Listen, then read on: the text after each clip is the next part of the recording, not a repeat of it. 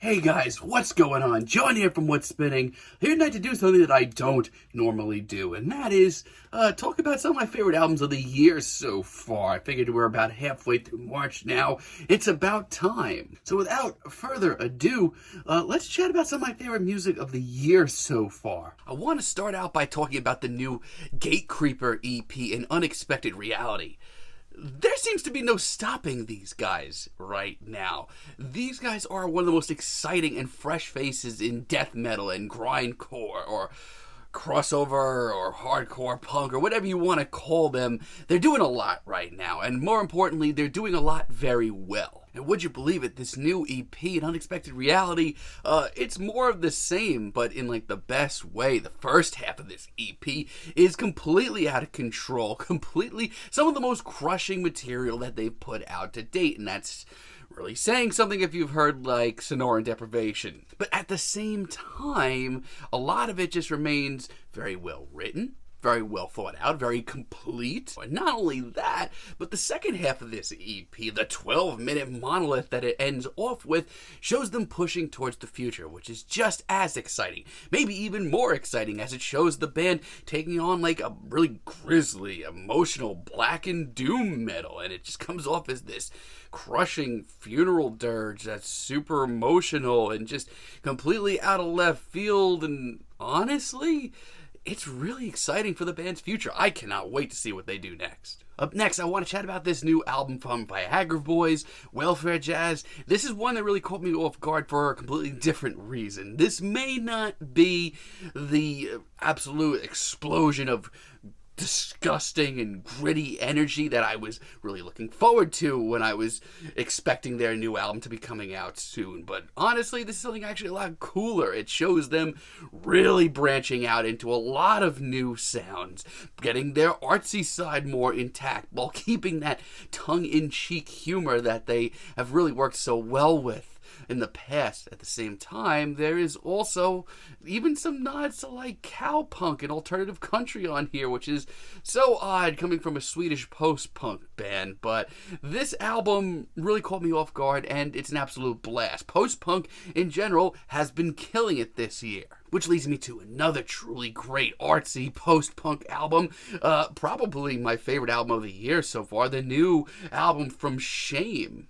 Honestly, once again, this is not the album that I was expecting Shame to come out with. Their last album sounded like a tea kettle that had just been left on the stove for just way too long. But what we get here is a much more thought-provoking, introspective, mature release from the band, with some really tight dance grooves, some progressive elements as well, and just another really great artsy, angsty, very immediate post-punk album. It also contains some of my favorite rock tracks of the year so far. Water in the Well, Snow Day, there's a lot of really tight jams on here. Then we have the new Weezer album. Talk about a real shot out of left field. This is another one, but in a completely different matter.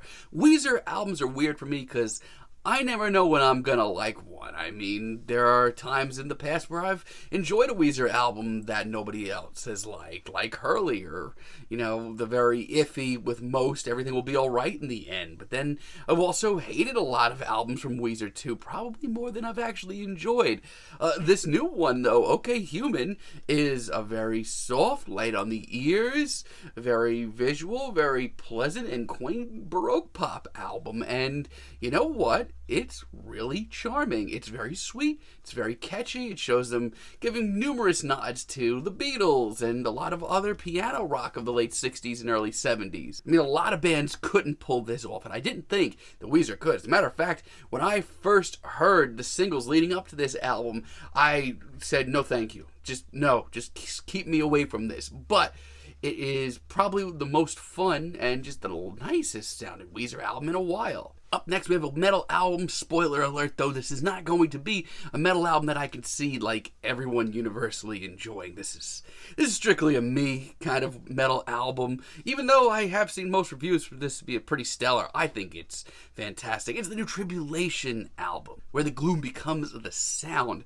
Tribulation's blend of super campy black metal and just throwback heavy metal returns on this album with their most emotional and human album to date. It's just as gothic and dreary, but this kind of comes off like a series of black metal inspired, sort of goth tinged funeral dirges. Most of them are very emotional. Most of them have this sound that Tribulation maybe has toyed with a little bit in the past. But yeah, I think it's really top notch. I think it's one of their better albums. And yes, I do miss the sort of campy, blatantly referencing like Vincent Price films era of the band. But what are you going to do? This is just a really great gothic and black metal album. Then I want to shout out the new album from the Weather Station. You know, for so many years, I was kind of writing this band off. You know, it was my mistake. I kind of was very iffy on their music. Thought they were just another very rustic, cozy indie folk project, but this new album is an absolute knockout, and just one that just makes me feel so full of life, and it's just so sharply written, and it's very, very immediate sounding. This has a sense of urgency that most chamber pop and indie folk and art pop albums just don't have right now. It is really a thinking man and woman's album. Not only that, but the track list on here is just so solid. Like, there are a slew of my favorite tracks of the year on here. Also want to give a shout out to the new Black Country New Road album for the first time. Like I said, post-punk's been killing it this year, man.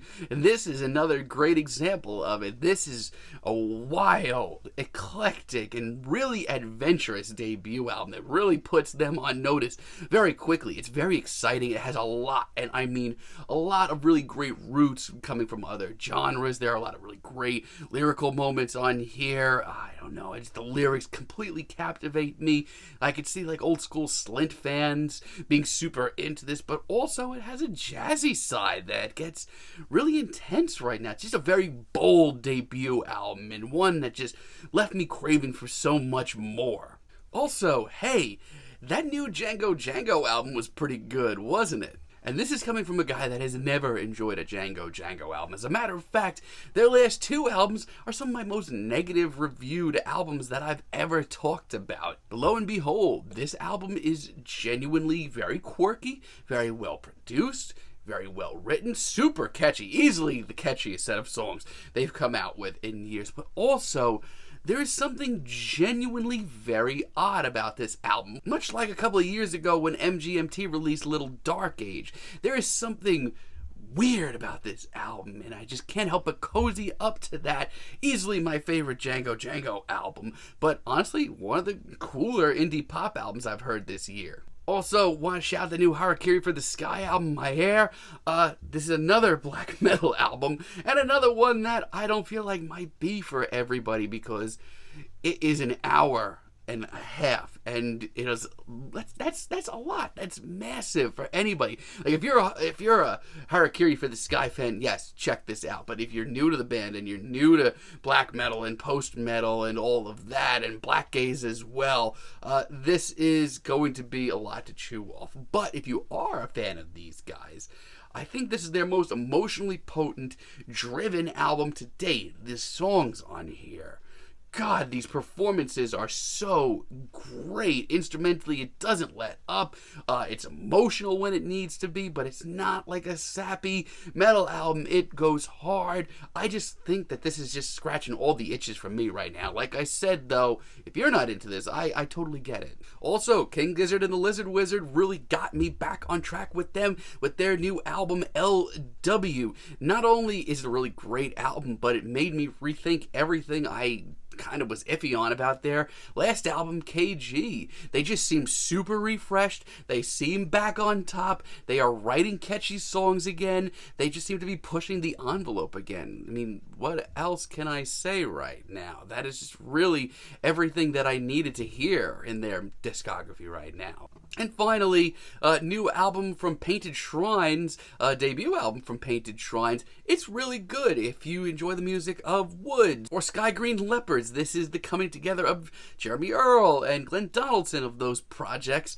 And yeah, it's just a very well-performed, passionate, very warm and rustic indie folk and folk rock album. It has a lot of the same haunting melodies and ghoulish harmonies that those two bands have come through with over the years, like Woods and Sky Green Leopards, but at the same time, it shows Jeremy and Glenn getting more human than ever, and at the same time, bringing back in the weirder elements of their projects, respectively, and that to me is commendable. So, yeah, that's what I have so far this year. That's what I've been really digging my teeth into time and time and time again. Post-punk's been killing it. Black metal's been killing it. There's a lot of great stuff coming out, but there's a lot of great stuff on the horizon as well. I'll probably do another one of these in June, but for now, let me know what you've been enjoying so far this year. What are some of your favorite albums and projects of the year so far? And as always, let me know what you want me to chat about in the future. Until next time, have a great day, guys.